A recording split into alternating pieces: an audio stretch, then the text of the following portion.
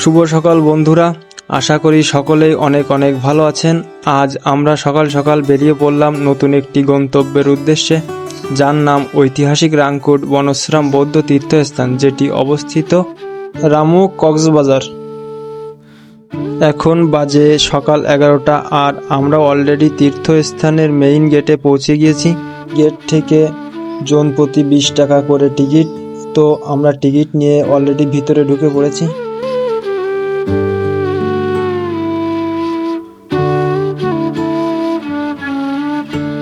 গেটের ভিতরে ঢুকেই প্রথমে দেখা যাচ্ছে বৌদ্ধদের বিভিন্ন মূর্তি। তাদের হাতের কারুকার্য এতটাই সুন্দর যে দেখে মনটা ভরে যায়। জায়গাটা একেবারে নিরিবিলি এবং মনোমুগ্ধকর একটি জায়গা।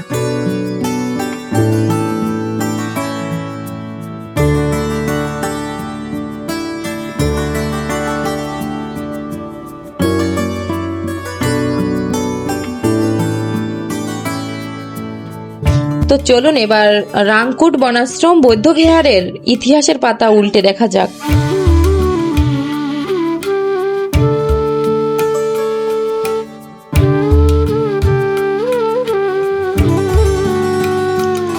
রাংকুট বনাশ্রম বৌদ্ধবিহার বাংলাদেশের কক্সবাজার জেলার প্রসিদ্ধ বৌদ্ধবিহার। এই বিহারকে কেন্দ্র করে একসময় এ অঞ্চলে বৌদ্ধ শিক্ষা ও সাংস্কৃতিক বিকাশ ঘটেছিল।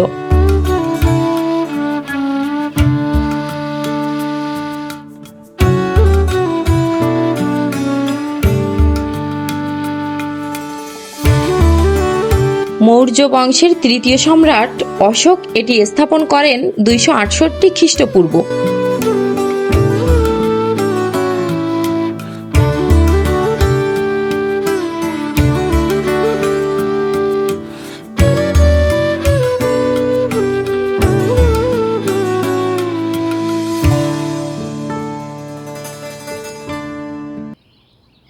অনেকের কাছে এটি রামকুট বৌদ্ধবিহার নামেও পরিচিত।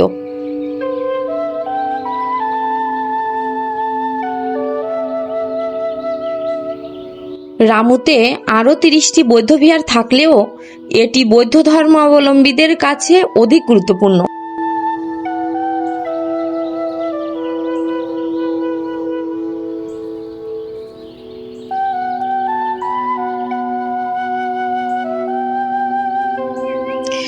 রাংকুট বনাশ্রম বৌদ্ধ বিহারের পরিচালক হচ্ছে মহাথের কে শ্রী জ্যোতিষেন ভিক্ষু।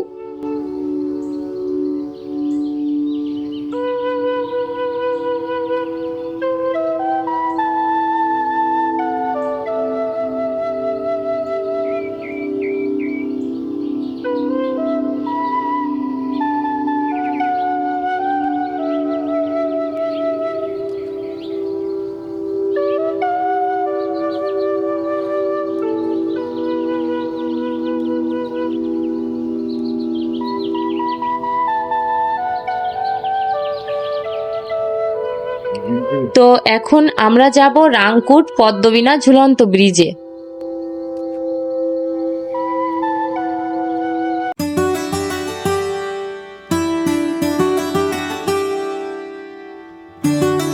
তৎকালীন নির্মিত এই ঝুলন্ত ব্রিজটির শুভ উদ্বোধন করেন পূজনীয় কুশলায়ন মহাথের।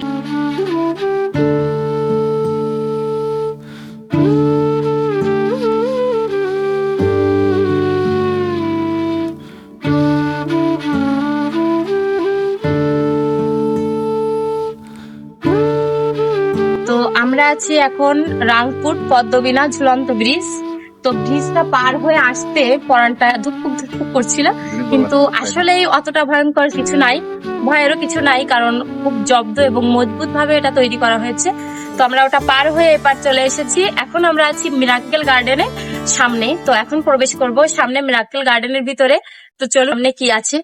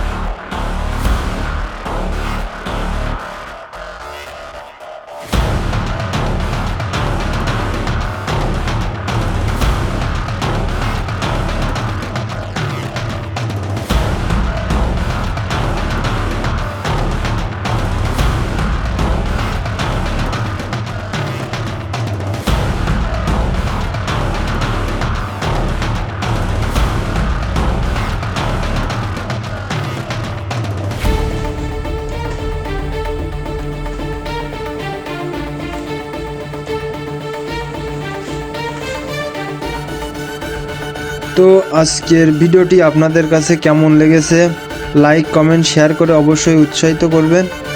আপনাদের সীমিত উৎসাহ আমাদের কাছে অনেক বড় অনুপ্রেরণা।